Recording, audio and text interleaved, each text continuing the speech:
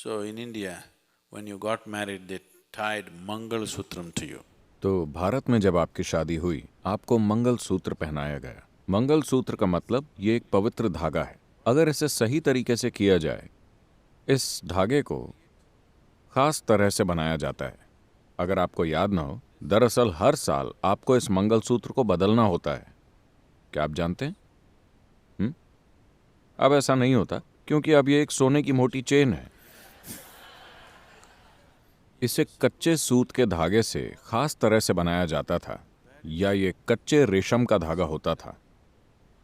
So that इसके पीछे एक पूरा विज्ञान है, एक पूरा तरीका है अपनी ऊर्जाओं को लाभदायक तरीके से उपयोग करने का, जो एक तांत्रिक तरीका है जिसमें खास नाड़ी को, आप नाड़ी जानते हैं? हम इस बारे में बात कर चुके हैं कि 72,000 नाड़ियां होती हैं।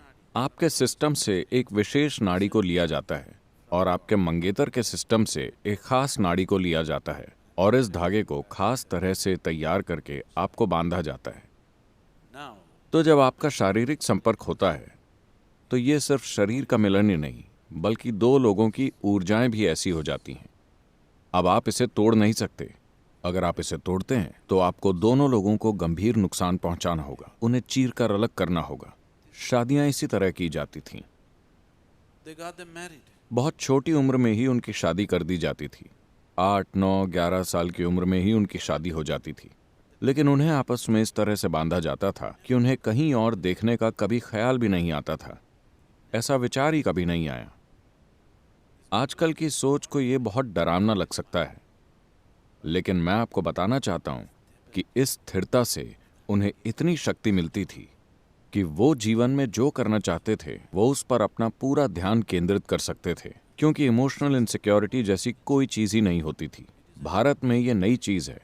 There is simply emotional insecurity की बात ही नहीं आती है, क्योंकि आपसी बंधन इतना मजबूत होता है कि किसी के मन में ऐसा ख्याल कभी नहीं आता कि क्या मेरा पति कोई चीज कर रहा है, क्या मेरी पत्नी कुछ और कर रही है। ऐसा ख्याल कभी नहीं आता, क्योंकि उन्हें आंतरिक तौर पर एक खास तरह से बांधा गया है। लेकिन अब ये एक खोखली रस्म बन गई है।